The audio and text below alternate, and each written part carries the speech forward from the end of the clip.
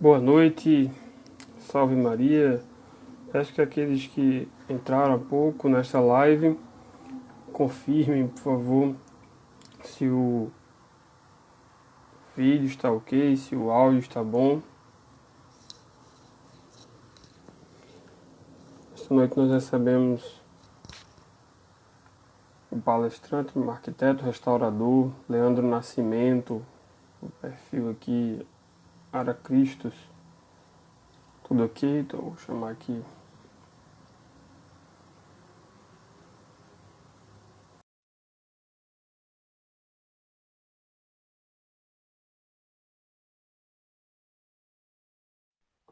Chamar o Leandro. Boa noite, Leandro. Olá, boa noite. Tá ouvindo? Estou ouvindo bem. Ótimo. Deixa eu ajeitar aqui tudo certo. Como é que tá aqui o volume? Bom, o pessoal está entrando. Enquanto isso, já pode só ver aqui a conexão. É isso. E aí, calor aí? Aqui tá Tá- frio. Não, aqui nunca faz frio, não. Aqui em João Pessoa, nunca. Frio aqui é 20 graus. E olha lá. E olha lá, que coisa boa. Vamos começar, vamos rezar. Vamos lá, vamos rezar. Vamos rezar então. Em nome do Pai, do Filho e do Espírito Santo. Amém. Ave Maria, cheia de graça, o Senhor é convosco. Bendita sois vós entre as mulheres, bendito é o fruto do vosso ventre, Jesus. Santa Maria, Mãe de Santa Deus, rogai Maria, por nós, pecadores, rogai por nós, agora e na hora pecadores, de nossa morte. agora e Amém. na hora de nossa morte. Amém. São Miguel Arcanjo, defendei-nos no combate, cobri-nos com vosso escudo contra os embustes e ciladas do demônio. Subjugue o Deus, instantemente o pedimos, que vós, príncipe da milícia celeste, pelo divino poder, precipitai no inferno a Satanás e os outros espíritos malignos, que andam pelo mundo para perderem as almas, que assim seja. Em nome do Pai, do Filho e do Espírito Santo. Amém. Professor Paulo, vamos lá. Vamos lá. Deixa eu só aumentar Querido o volume. Leandro, tá certo.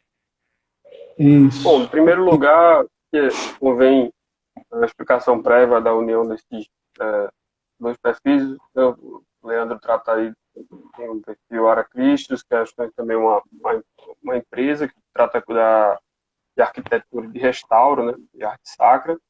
E nós somos Isso. educadores católicos nós temos uma parte da associação que visa a formação de tanto de professores quanto também de pais com vistas à educação das crianças. Então, no que é que isso se une? A gente tem que lembrar que lembra que as palavras do Papa Pio XI na encíclica Divinilis Magistri, quando fala que numa instituição escolar cristã, tudo deve ter a fragrância da santidade e da piedade cristã. Então, quando ele fala tudo, está incluído também toda a arquitetura e a parte física de uma escola. E isso aí você pode levar para qualquer obra de apostolado.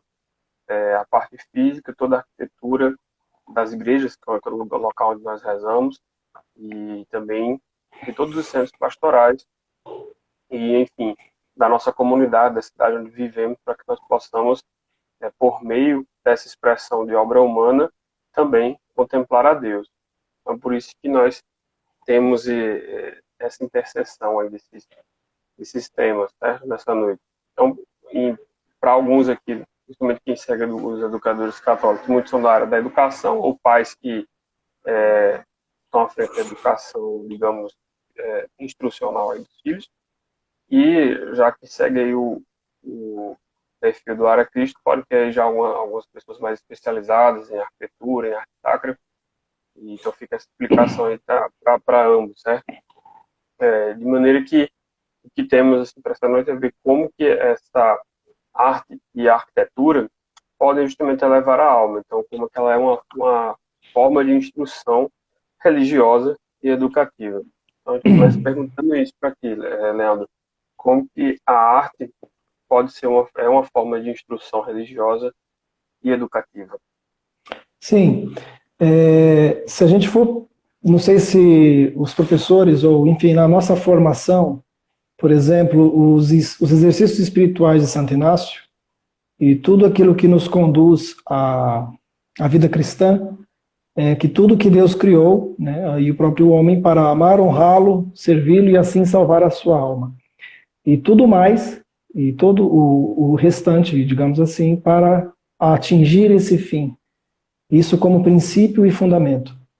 Então, como princípio e fundamento também para a nossa formação humana, as belas artes, a forma e todo a beleza que a gente possa conduzir, digamos assim, na educação e na formação humana, ela também serve para esse fim. Então, claro que na arquitetura e nas belas artes, nós precisamos entender que esse fim, ele não é somente um fim religioso, não é? É claro que para nós católicos, a gente sempre remete para falar da arte, por exemplo, nas igrejas, vamos falar da arte sacra. Mas é claro que a forma, né, aquilo que fez a própria criação, Deus fez para que possamos alcançar esse fim. E assim inspira a arte. A natureza inspira a arte no sentido da criação. Por exemplo, o ser humano no seu corpo, nós somos corpo, né, cabeça, tronco, membros, enfim, nós temos algo que é simétrico, digamos assim, ele tem sua forma bela, porque nossos olhos, nosso rosto, as mãos, os dedos, ele segue uma ordem, e esta mesma ordem orienta também a arte, que é a arte que nós criamos como se nós fôssemos imitação, imitamos as ações divinas. No sentido, por exemplo, os últimos documentos conciliares vão falar que as artes sacras, ela tem o seu fim último para colaborar para que o homem alcance a salvação. Não sei se eu vou deixar isso claro. Por exemplo, a questão da arquitetura, se nós temos uma arquitetura nas escolas que fomentam o aconchego, a acolhida dos professores, dos alunos, o próprio ambiente escolar, se ele tem beleza e ele tem essa conduta de arquitetura, ela auxilia na formação. Entende? Não sei se você já viu as escolas clássicas. Já tem alguma referência? Sim, no caso do que pegamos aqui a questão mais da Idade Média, lá que se baseia em algumas coisas da clássica, como por exemplo a gente pega muito o de São Vitor, Sim. de tudo que ele tentou, digamos, recuperar um pouco do que via numa prévia da Idade Média, né? Ele estava no século XII, tentava recuperar, estava no século IX, que por sua vez tinha influência dos Boécios, do Santo Agostinho, e por sua vez eles iam para essa busca pela verdade tirada já dos gregos, né? Uhum. Então, que se o homem vai em busca da verdade, essa verdade e o bem, ele vai ter que achar a beleza dentro dessa verdade, desse bem. Sim. Desse período, para falarmos da construção de escolas, por exemplo, e igrejas, do período, vamos falar, greco-romano, nós vamos falar dos claustros, por exemplo, os mosteiros, e muitas utilizações de arcadas, vindo a união de colunas com arcos. Isso tudo são posições geométricas e que trazem simetria e também traz beleza, que a igreja, como um todo, imitando da forma de basílica, por exemplo, começa a construção das nossas basílicas. As basílicas romanas toda a construção greco-romana, ela inspira a própria igreja a construir igrejas e também, porventura, nos futuros, salas e lugares de encontro. É claro que no período medieval, né, posterior a Santo Agostinho, ou de São Vítor, enfim, nós vamos encontrar as primeiras universidades e também principalmente os mosteiros. E é esse que vai também balizar não somente a forma, mas a sua função. Mas, do contrário, não somente a forma prática, mas com esse princípio e fundamento, que é dar as condicionantes para a formação da beleza na forma. Não sei se eu estou me dando a entender. Sim, sim. Então, qual seria então o conceito mesmo que a gente trabalha de beleza dentro desse, digamos, dessa concepção que vem da clássica e que chega até a nossa igreja, talvez por via Santo Tomás? Por exemplo, São Tomás de Aquino, ele vai dizer que para a beleza 3 coisas são necessárias, né? Primeiramente, integridade ou perfeição, devido à proporção, consonância e clareza. Então, a proporcionalidade, como eu estava dizendo, é aquilo que está ligado à simetria. Então, eu tenho as coisas proporcionais. Então, se eu tenho, por exemplo, uma escada, que a escada tem degraus mal feitos, um degrau maior do que o outro, o seu próprio cérebro, ele não consegue distinguir na hora de subir ou descer essa escada e você pode cair, ou você pode tropeçar, porque ele não tem simetria para o corpo humano. Então ali tem falta de ergonomia também, né? Tem questões de medições, etc. E então, para se ter também essa integridade, que diz São Tomás de Aquino, para ter essas 3 máximas, eu preciso ter, principalmente, o material. O material deve ser íntegro. Então, vamos falar por exemplo, de vitrais. Se os vitrais são de um material de plástico, eles não vão transmitir a luz como o vidro, ao receber a luz natural, a luz do sol, e não vai fazer o seu efeito, entende? Então, segundo São Tomás de Aquino, para se ter beleza, integridade, proporção e clareza, ter consonância também, e ter esses princípios para balizar, né, e conduzir principalmente a formação e a educação das belas artes, entende? É interessante você estar falando, porque o Hugo de São Vito, tá aí que um século antes, né, do Santo Tomás, no Tratado dos 3 Dias, ele vai dizer justamente que há 3 coisas invisíveis de Deus, né? Potência, sabedoria, benignidade. E quais seriam, então, os atributos que vão se manifestar nas coisas visíveis, então, né?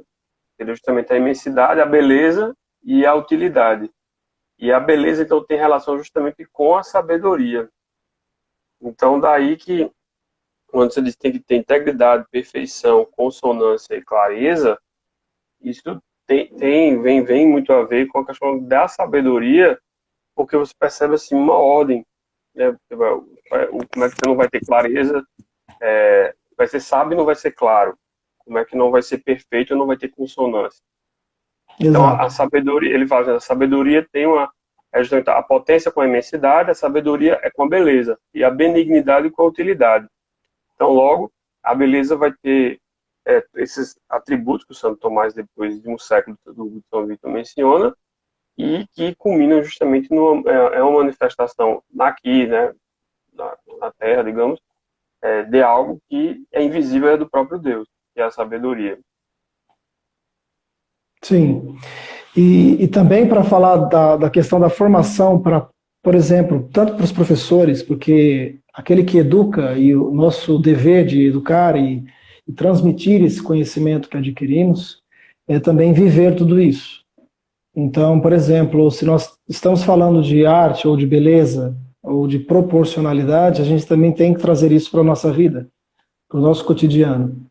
Então, seja na nossa casa, seja ao visitarmos, né, a casa de amigos e instruí-los para que tenham belas artes e belas obras de artes. Enfim, a questão primária que nós temos é que às vezes nós não estamos enriquecidos na imaginação. E para educar é importante ter portfólio, ter referências boas. Hoje as pessoas não têm mais referências no que diz respeito às belas artes e na arquitetura. É uma pena, porque, por exemplo, os próprios documentos conciliares vão dizer que a igreja aceita todos os estilos, mas isso cai não digo nem contradição, mas isso na interpretação menos objetiva vai apresentar que todos os estilos são, por exemplo, arte moderna, arte contemporânea, arte abstrata, minimalista, enfim. E isso não enobrece essas máximas de São Tomás, né? Para a integridade, a clareza, a consonância, perfeição, e então a gente cai no esquecimento. Então, como a gente vai adquirir sabedoria nas escolas, se nossas escolas, além de termos, infelizmente, né, é lamentável, mas nem todos os lugares, nem todos os estados temos professores capazes, e ao mesmo tempo as escolas são feias, não são preparadas. Na faculdade, na escola da arquitetura, a gente vai falar das escolas antigas, que ela era feita com escadarias na porta, ao entrar às escolas. Aí existem filmes americanos, ou outras. Você vai ver as escolas sempre com escadas e degraus, que ali também tinha uma certa expressão simbólica, carregada de símbolos, de você subir na vida, de você subir no conhecimento, de você elevar o seu conhecimento, as suas potências, a máximas da sabedoria humana. E isso santificada pela igreja, isso vai ser exatamente essa sabedoria para o seu fim, que é adquirir conhecimento, adquirir a capacidade educativa, né, e o aprendizado para atingirmos o fim último, que é Deus nosso Senhor. Então imagina, como nós vamos ter essa referência de sabedoria e de beleza se nas escolas nós não temos? Nas nossas casas, muitas vezes, nós não temos condições de adquirir arte ou de reformar nossa casa, ter espaços que sejam aconchegantes, né, que sejam confortáveis. E nas nossas igrejas hoje aceita-se todos os estilos como arte sacra, mas que nem sempre ele atinge esse fim. Ele nem sempre ele atinge esse fim de formar, de educar e de louvar a Deus nosso Senhor também.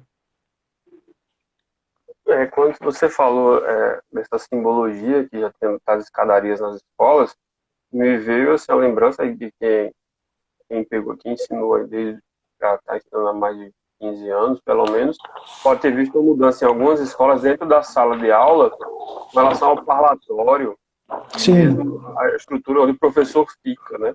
Porque algumas, inclusive a recomendação de alguns manuais aí, ou autores de pedagogia moderna, de deixar o professor no mesmo patamar do aluno. Então, ele vai cortar qualquer degrau que tenha mais ali perto do quadro, ele vai ser tirado, e também alguns aspectos, algumas algumas salas com aspectos mais circulares, justamente para facilitar o formato do círculo na aula, e não para não ter o professor Sim. mais alto, né? Então, uma lembrança que me veio disso que você falou. Exato, e às vezes é uma questão, por exemplo, nas universidades que tem aquela questão, as mesas, né, são mais altas como no teatro, como no anfiteatro, que às vezes é uma questão acústica, são muitos alunos. Porém, tudo que é antigo, tudo que remete a esse sentido de hierarquia, pouco a pouco estamos perdendo. Então, assim como o professor não tem mais aquela admiração, muitas vezes os alunos não admiram o professor como seu pai, como seu mestre, o seu educador, aquele que vai dar para você todo o seu conhecimento e todos os seus esforços para te transformar num ser humano melhor, mas como uma obrigação. Então, ir à escola é uma obrigação, é algo pesado, é algo chato. Porém, independente disso, é a questão da hierarquia, que não é mais bem vista na nova pedagogia. Então, é exatamente isso. Nós não temos aquela espécie de supedâneo, né, que é o degrau que eleva o mestre que está ali próximo do quadro negro para poder lecionar. E essas escadarias estão pouco, porque tem a questão de acessibilidade, nós entendemos isso hoje, que tem a questão de um cadeirante, um deficiente, ou coisa do tipo, mas as soluções para isso existem, mas não por questões simbólicas, mas as próprias escolas não têm mais vários aspectos de uma escola clássica, enfim. Agora é interessante você falar das escadarias, porque aqui na Paraíba, principalmente aqui na capital de uma pessoa, assim, teve um tempo meio famoso porque o judiciário danou-se a fazer novos fóruns, sabe? E nos fóruns, os caras colocam as escadarias assim, magnânimas mesmo, para deixar o cara percorre assim, é muito alto mesmo. E do mesmo jeito colocaram, que você falou, tiveram que colocar rampa, porque são recentes, né? Sim. Mas com os fóruns, o Poder Judiciário se preocupou em ficar lá no Trato Meio, que tem um baita dinheiro para gastar, né? Uhum. Então, que me veio.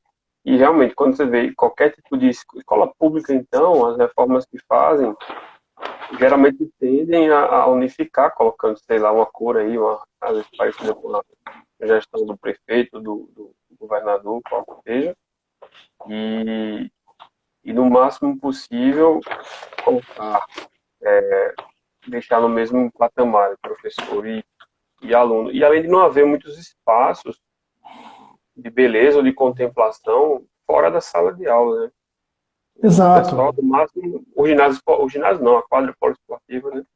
Só tem aquilo pronto e não tem mais nada assim, Não, nenhuma não área. tem. Antigamente nós tínhamos anfiteatros, tinha próprias salas de ensaios de música, né, salas acústicas para ter um ensaio musical, para ter a aula de teatro. Em muitos filmes americanos aí, ainda a gente consegue ver isso e ter essa referência das escolas clássicas do que era na arquitetura.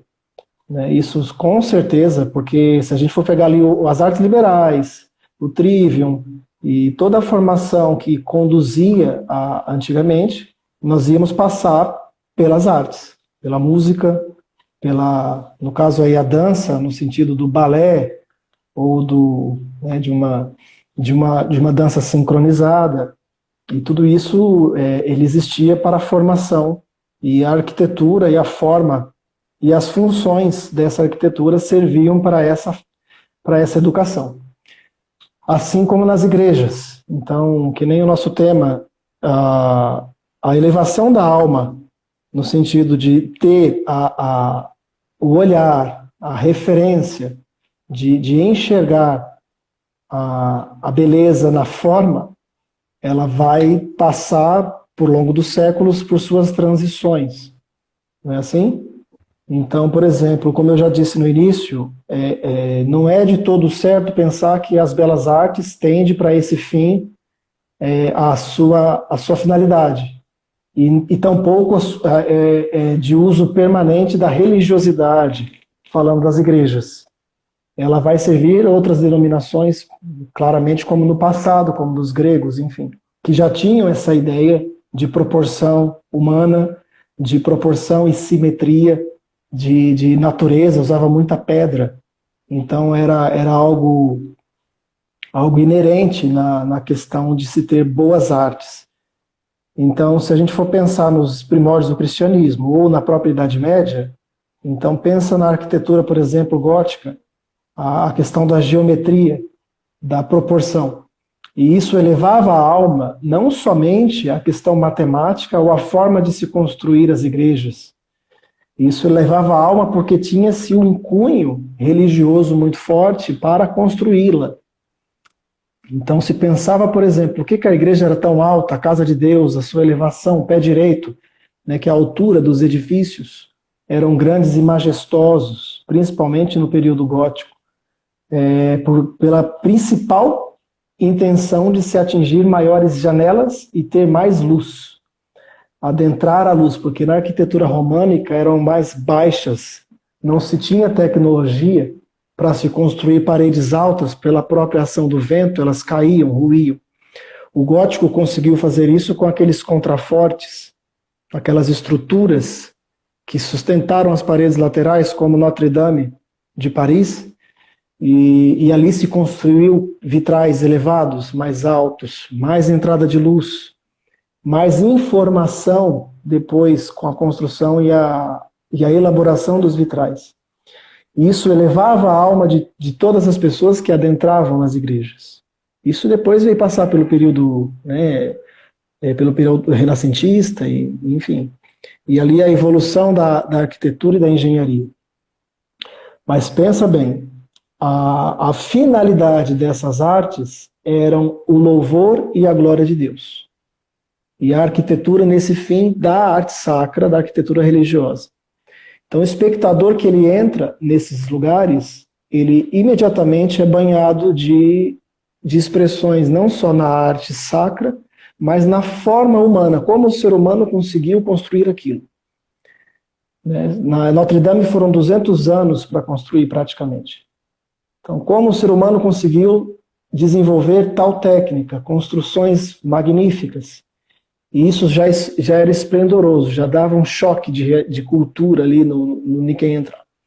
E porventura também as passagens bíblicas que eram esculpidas nas pedras, ilustradas nos vitrais, e a formação que isso tudo conduzia na alma das pessoas, principalmente as pessoas de fé, e as pessoas de não fé iam conduzindo isso de forma orante, entende?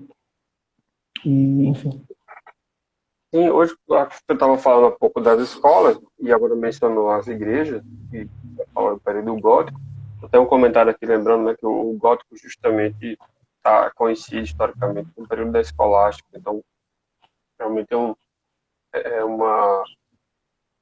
há uma elevação mesmo, tanto do pensamento quanto da expressão na arquitetura. E o que me veio assim à lembrança é porque as escolas católicas precisam ter as expressões católicas como questões não só na parte educativa, seja a sala de aula, a entrada, mas a capela e também outras oratórios, coisas desse tipo. E hoje nós temos, como você disse, né, com a consideração, com a interpretação de que todos os estilos são válidos, nós temos aí no Brasil, tem até alguns perfis aí de comédia e catolicismo que colocam o top 10, o top 5, sei lá, de algumas igrejas e assim, mostrar para uma criança, a criança não vai dizer que é igreja, né? Umas formas bem estranhas. E aí, tanto para quem está de fora, você não percebe que é igreja, e quando você entra também, culmina que, sei lá, você não consegue identificar onde é que é a capela do Santíssimo Sacramento. Exato. E, você não consegue. Me veio aqui uma história, eu acho que foi até no aula que eu assisti, lá em Osasco, a história da igrejinha de São Francisco lá na Pampulha, né? Em Minas Gerais. Se não me engano, o bispo da época não aceitou fazer a entronização do Santíssimo Sacramento. Exato. Durante algum tempo, né? Durante algum tempo, porque é como se considerasse que isso aqui que o Niemeyer fez é alguma coisa aí ondulada que não sei o que é, mas não, enfim, não tem dignidade para tal. E de, sei lá, não sei quantos anos para cá, não sei se você pode abordar sobre isso, e se a origem está em alguns documentos, e realmente a gente não encontra mais isso, e também hoje, acho que hoje raramente vai ter um padre que vai fazer o que o bispo lá de Belo Horizonte fez. Vai chegar o projeto e ele vai aceitar, a comissão paroquial vai dizer por causa do preço, né, alguma coisa, às vezes falta de pessoas que estudaram também indicação, né? E vai surgir alguma coisa lá, sei lá, que vão dizer que é a capela, que é a igreja. Então, se abordasse um pouco dessa, digamos, o feio dentro das nossas paróquias, né? Sim. Algumas perguntas estão sendo feitas aí, depois você faz a moderação e vamos responder as perguntas. Tem também, vamos falar desse assunto agora que você comentou, e tem essa, só para, como falamos do gótico, a Pieta Archi comentou, enquanto movimento artístico é tido como apogeu estético porque se tinha intelectualmente, contemporaneamente, a escolástica, exato, e a principal colocação que ele fez, não sei se é ele ou ela, em questão, cadê aqui? A sociedade medieval vivia a cristandade, em contrapartida hoje temos um neopaganismo e culto ao feio. Como no Contos dos Irmãos Grimm, eu sempre dou esses exemplos, parece até figurinha carimbada, repetido, né? Mas é aquela expressão do rei nu, né? Ou a roupa do rei, não sei se lembra. Então hoje o culto ao feio e o neopaganismo, ele está ligado a exatamente essa crise da educação, a crise da formação.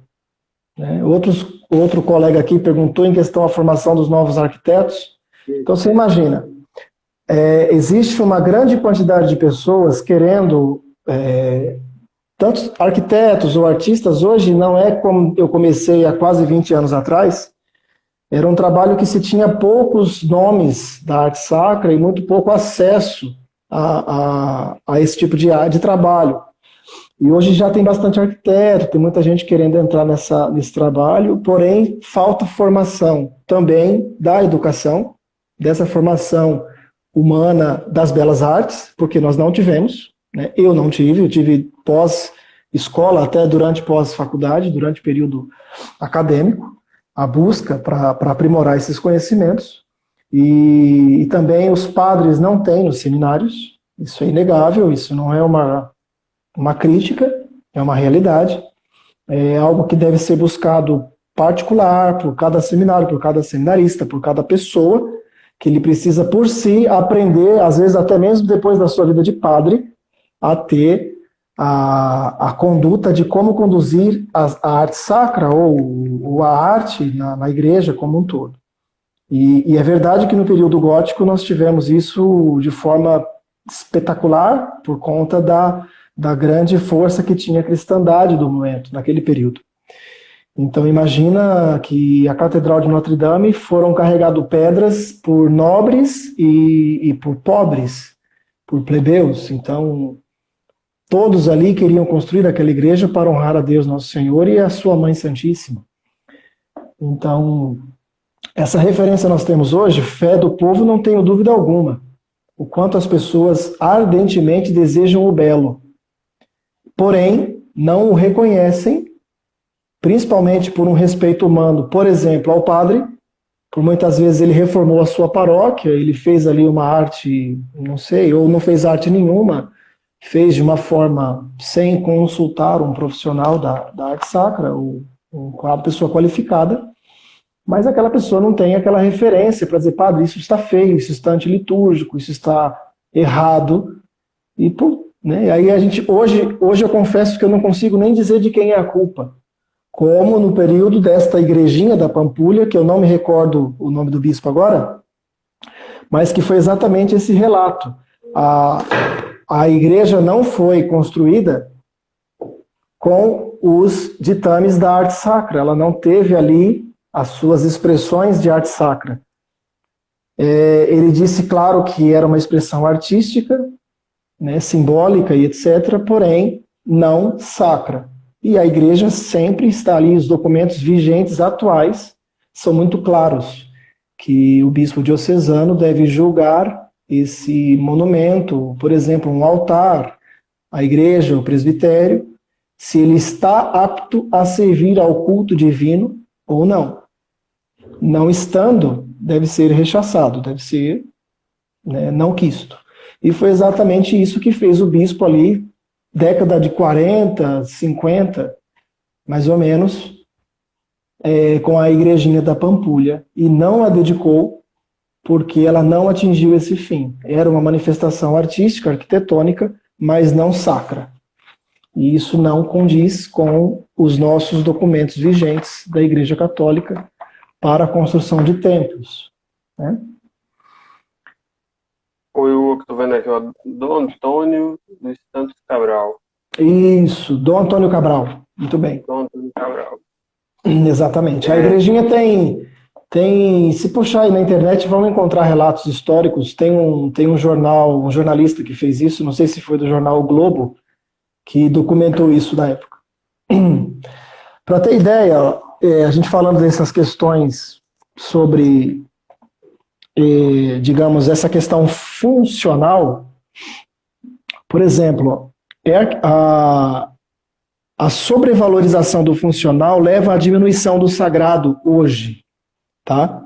A igreja é certamente também um lugar onde os fiéis se reúnem para rezar e onde participam da liturgia, mas é lugar sagrado, independentemente de tal função, porque o edifício sagrado como toda a criação de arte religiosa, subsiste em si mesmo antes de toda intencionalidade e funcionalidade pragmática.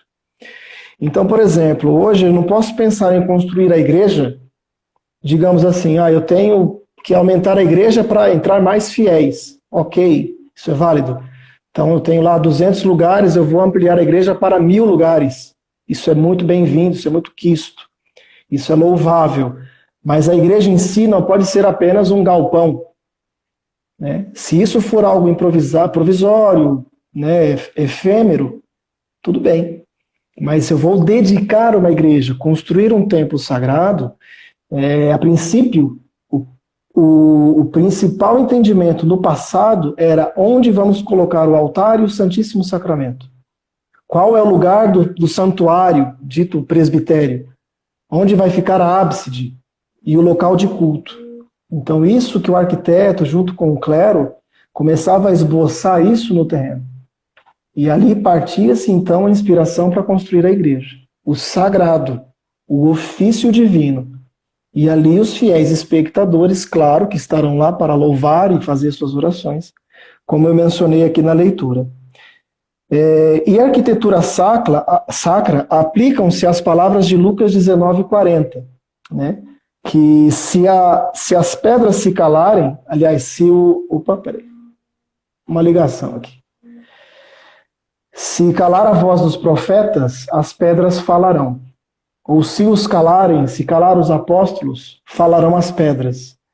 É mencionado também assim como na arte sacra. Então eu tenho que criar essa identidade da igreja, principalmente essa identidade católica, por si só. Não algo que dependerá de explicações. Então eu entro na igreja católica e imediatamente eu a reconheço como católica. Eu passo numa grande avenida e vejo uma fachada de uma igreja, eu a reconheço como igreja católica. Por exemplo, assim fazem esses neopentecostais ou essas seitas, enfim, que lá eles copiam e colam exatamente a mesma coisa para criar identidade. É aquilo para formar a imaginação das pessoas como um marketing. Então é o mesmo rótulo, é o mesmo logo, é a mesma letra, é a mesma fachada e a mesma cor. Então ali cria-se uma identidade. Na Igreja Católica, a nossa identidade primeira das igrejas e suas fachadas é o seu campanário, a cruz, a rosácea, a portada principal, que é chamada a porta magna.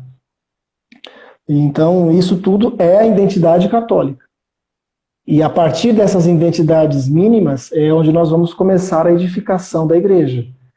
A arquitetura moderna e contemporânea coloca tudo isso por terra, dando liberdade às criações e ferindo, no caso da construção de igrejas, o fim, que principalmente na construção da igreja é a elevação do sagrado e para a finalidade do culto. E segundo, para que qualquer fiel ao entrar nessa igreja, ou não fiel, seja ele fiel ou não, ele entrar na igreja e reconhecê-la como católica. Então não sei se você já teve a oportunidade de ir a Roma, então lá você tem ali peregrinos do mundo inteiro e não fiéis. Muitas pessoas não são fiéis. E é claro que eles estão ali para ver grandes obras de arte. Mas é inevitável, é inegável que ali os guardas e os seguranças, eles prezam pelo sagrado, pelo silêncio, pela forma que as pessoas se vestem. E ali as pessoas vão reconhecer a identidade da igreja.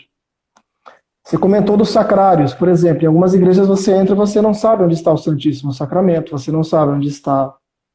Ou digo pior, se você retirar, porventura, a cruz e uma ou duas imagens que lá vão ter, você não vai reconhecê-la como igreja católica.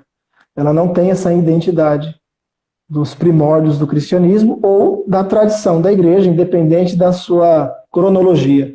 Vamos dizer isso de forma atemporal. A igreja atemporal, ela tem em sua raiz a sua identidade.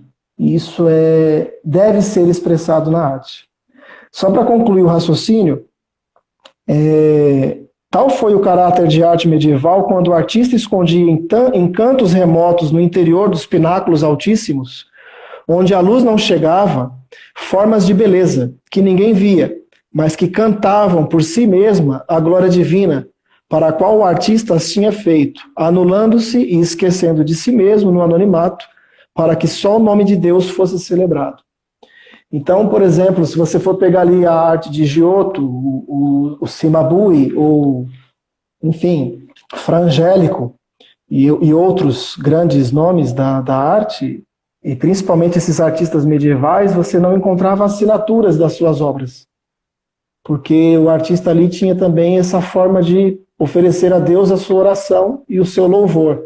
Então, poderia fazer um detalhe de arte de um lugar que ninguém conseguisse enxergar, mas se tinha muito esmero, muita beleza e muita dignidade, porque era para Deus, não para o homem apenas, ou para si e a sua digamos assim, identidade artística, entende? Claro que pouco a pouco isso foi mudando.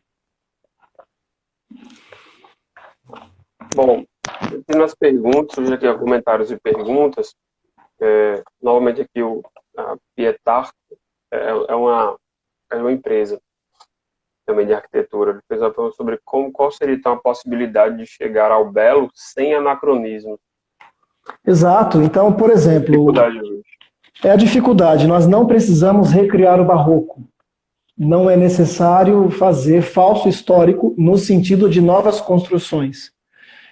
O termo falso histórico, na questão do restauro de arquitetura, é bem elaborado. Mas também nós criamos, por exemplo, a nossa própria empresa, Aracristos, ela utiliza, por exemplo, do arco românico, das ogivas, né, que é aquele dito arco gótico, enfim. Mas o principal desafio é fazer com que isso seja, primeiro, não anacronismo, mas a forma da identidade católica. Então, é usar dos elementos históricos para apresentar a nossa identidade histórica, anacrônica, atemporal.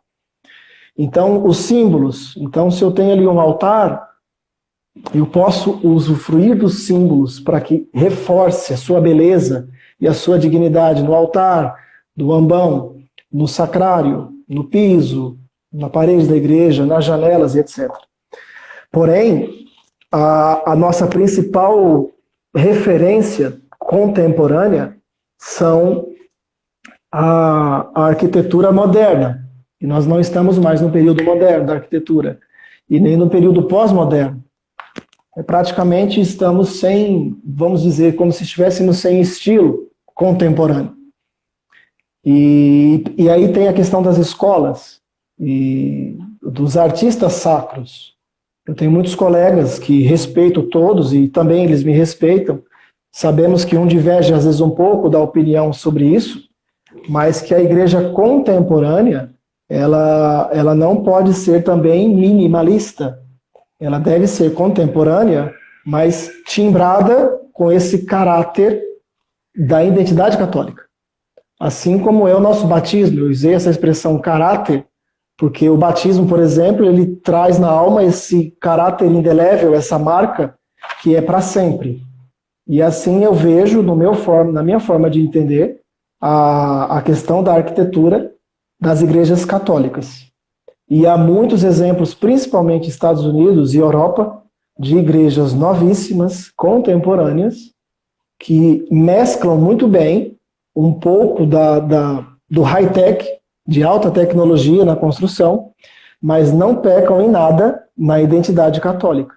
Não cai no minimalismo, não cai no simplório por exemplo, da arte moderna e da arquitetura moderna. É possível fazê-la, mas precisa de muita instrução religiosa na questão teológica do espaço sagrado, para que consiga mesclar os dois. Entende? É possível. Teve até um comentário aqui falando sobre o tripé da arquitetura segundo o Vitrúvio, né? A beleza, a função e a forma, e que hoje se dá muito valor, muito mais à função, né? É a função. Eu não sei também, e quando se fala também, tem uma outra questão, que é a seguinte, também quando se dá valor à beleza, pode acontecer, não sei se você concorda, de que a noção de beleza que se tem hoje também foi muito adulterada.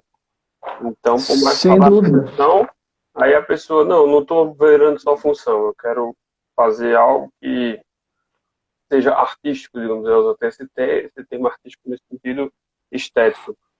Porém, que não foi beleza que está passando, né? Talvez, não é à toa que alguém lembrou aqui a obra do Niemeyer, daquela capelinha de São Francisco, é patrimônio, aí está como patrimônio histórico. E assim, ou seja, alguém achou bonito aquilo, né? Então significa que, por mais que a gente veja muita funcionalidade, porém também há uma consideração de beleza, mas com problema justamente sobre o que é beleza. Uhum. Aí, quando a gente estava falando desse assunto lá sobre a igreja de São Francisco, você mencionou a questão dos documentos. Eu não sei, dos que eu anotei aqui uma vez, aí você podia complementar, mas tem a mensagem aos artistas, de Paulo VI, né? tem a Carta aos Artistas de João Paulo II e o Andamento 16 mensagens por ocasião da terceira sessão das Academias Pontifícias. Eu não sei, então, Sim. quais são os documentos, assim, os mais antigos, que serviriam, ou que até serviram de base para o Bispo de Belo Horizonte tomar tudo que ele tinha tomado lá na época. Isso você poderia dar aos ouvintes o bispo de Belo Horizonte, ainda foi anterior ao Vaticano II, é certeza que ele usou principalmente as normas e diretrizes do Vaticano I, que não entrou nesses assuntos de arte sacra. Então, aí o que resta é o Concílio de Trento.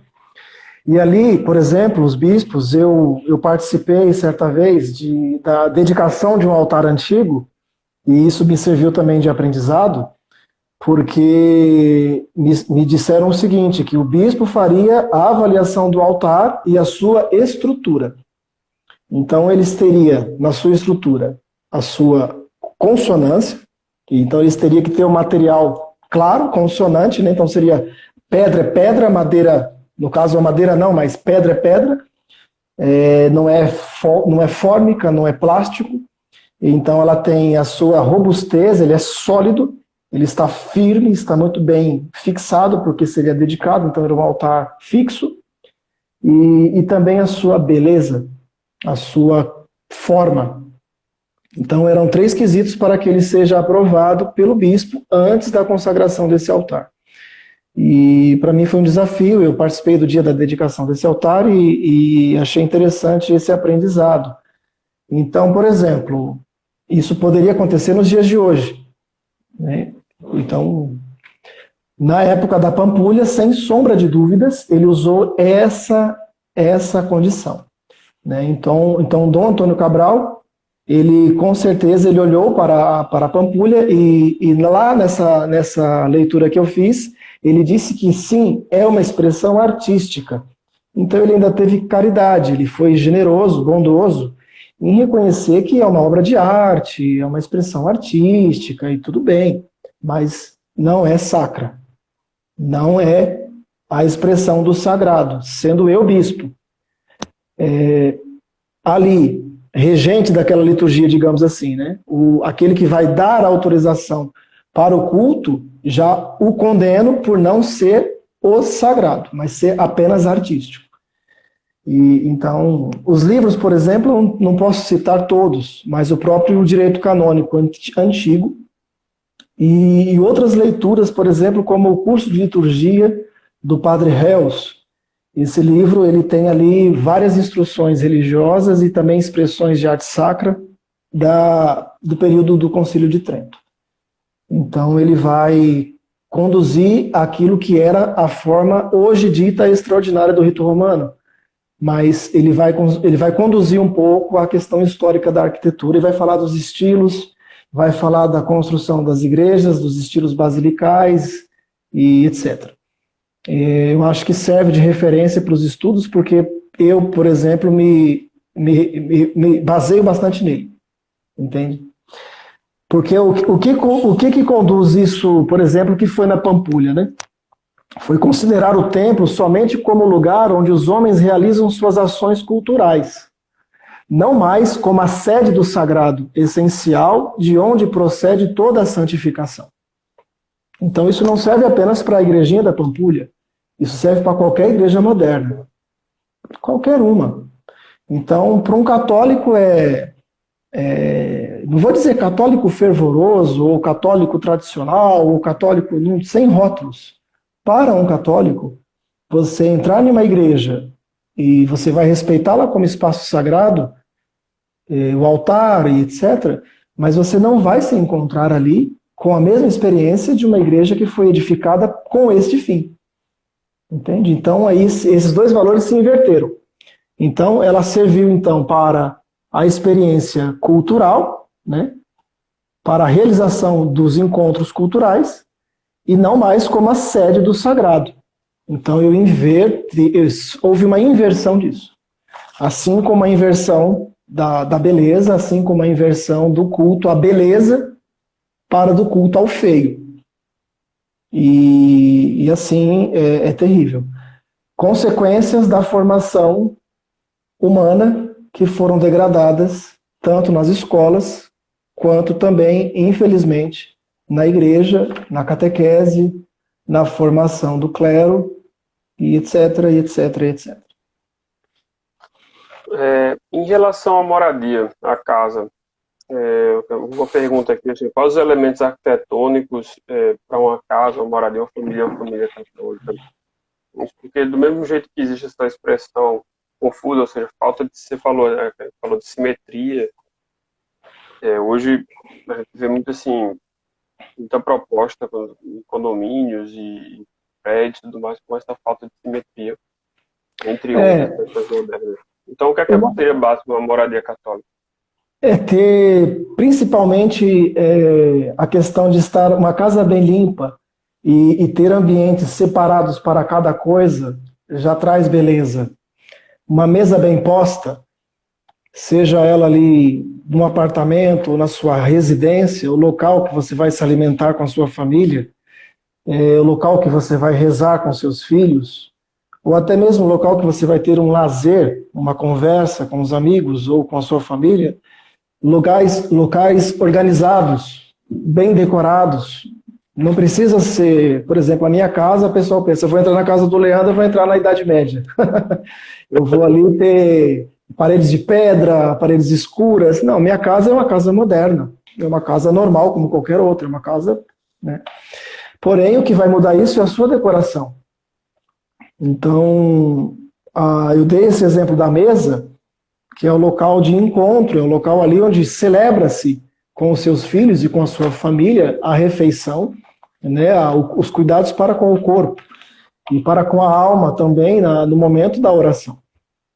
Então, o principal que eu recomendo é estar bem decorada, bem limpa, bem organizada, e o luxo não quer dizer ostentação, algo caro. É algo bem feito, né? Uma flor sobre a mesa, uma toalha bem limpa, a sua parede estar pintada, não suja, você usar cores não tão vibrantes, mas também não tão monótonas, usar de belos quadros, né? Servir-se de quadros que tenham boas molduras. Então você vai ter ali expressões de beleza e simetria. Então, você colocar as exposições dos quadros de forma correta, a sua sala, você dispor do tapete, dos sofás, enfim, isso já é o suficiente, né? Claro que quem tem condições de construir algo belo do zero, que o faça, mas que não é a realidade da maioria e não é a nossa realidade hoje, cotidiana. A nossa vida é muito corrida. Houve uma pergunta aqui em relação às referências, se você tem referências atuais no Brasil. De quê? Foi uma pergunta, se a pessoa puder até fazer, eu acho que foi a pessoa da Pietà. Eu não sei se as referências, a gente estava falando de documentos, ou se era mesmo de projetos de arquitetura. Se ela puder acompanhar, mas a gente estava falando na hora sobre documentos, perguntou isso. Não sei se são outras fontes bibliográficas, ou se justamente de arquiteto e eu de trabalho. Os livros têm bastante referências de livros. Porém, como eu te disse, o próprio Concílio Vaticano II, ele não fez um compêndio, uma coisa assim mais objetiva, além da Sacrosanto Concilium, para a questão da documental a ser seguida para a construção de igrejas. Porque eu imagino que a igreja já tinha muito entendido isso dos outros próprios concílios. Mas ler o compêndio do Vaticano II em relação a Sacrosanto Concilium, isso é o beabá para qualquer iniciante na arte sacra, para entender ali que vai falar da formação dos artistas, vai falar da questão dos estilos e também vai falar dessas obrigações do clero na questão da vigência dos estilos e das construções. É muito bem claro para que se atinja esse fim de culto a Deus, né? Então...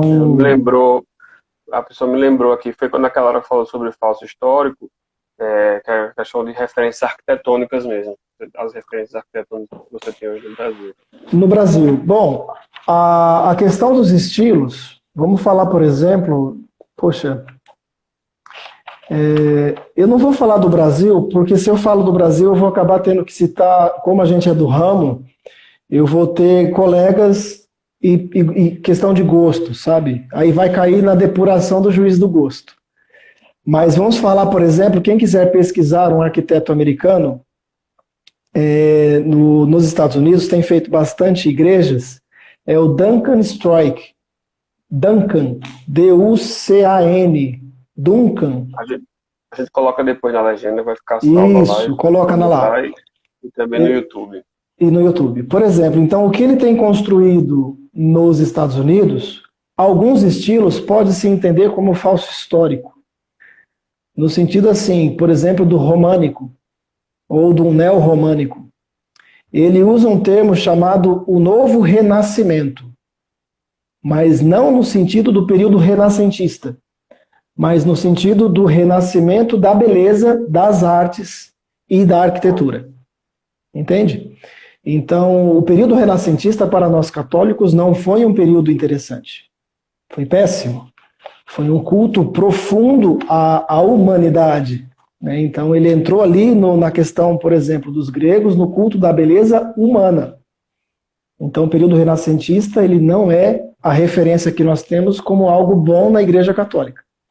Tá certo? Isso aí seria uma outra aula, seria um outro conteúdo para passar, para se ter uma ideia, por exemplo, um exemplo posterior à Capela Sistina, por mais que foi feita pelo próprio Michelangelo, mas ali ela não tem fins na arte sacra. Entende? Então ali é bastante polêmico, mas ela não tem fins de arte sacra ali. E ao mesmo tempo não tem as condicionantes da beleza da arte sacra, enfim. Então, como referência de nova arquitetura, esse Duncan tem feito boas coisas nos Estados Unidos e com conteúdos muito bem feitos. Exatamente porque o próprio Concílio Vaticano II, na interpretação de muitos, ele aboliu os tronos das imagens para se não se ter novos altares. Eu não posso ter 2, 3 altares, mas um só altar, que é Cristo Jesus, que é Cristo Nosso Senhor. O altar é Cristo, e não altares. Mas aí você vai ver a questão do santuário, esse altar mor, o altar no presbitério. Mas em capelas laterais, na capela do Santíssimo, e etc., eu posso ter monumentos, como antigamente, né, como eu vou ter ali lugares para adornar com velas, e como altares laterais. E isso, por exemplo, aqui no Brasil não é bem quisto, mas fora do Brasil é muito aceito e muito usado nas construções das novas igrejas, a construção de diversas capelas laterais, a questão de capelas do Santíssimo com altar, e etc, etc. No Brasil, temos igrejas antigas que são belas. E na questão da nova arquitetura no Brasil, existem excelentes arquitetos e bons trabalhos que estão sendo feitos. Mas nem todos têm atingido com rigor a sua finalidade, como eu estou dizendo, de ter a identidade católica reconhecida nela, mas sim como uma nova expressão de arquitetura. Certo. Bom, faltando só uma pergunta. Se tiver mais algum tempo, a gente pode fazer o seguinte: eu encerro essa, a gente responde só a essas duas últimas no próximo live, para a gente não perder essa. A gente teria mais alguns minutos na próxima, que essa aqui está encerrando já. Uhum. Tá eu não estou acompanhando as perguntas, você me passa aí, porque eu não estou vendo nada. Eu passo aqui, tem duas, eu vou encerrar, aí eu abro outra e a gente responde essas duas, certo? Ok.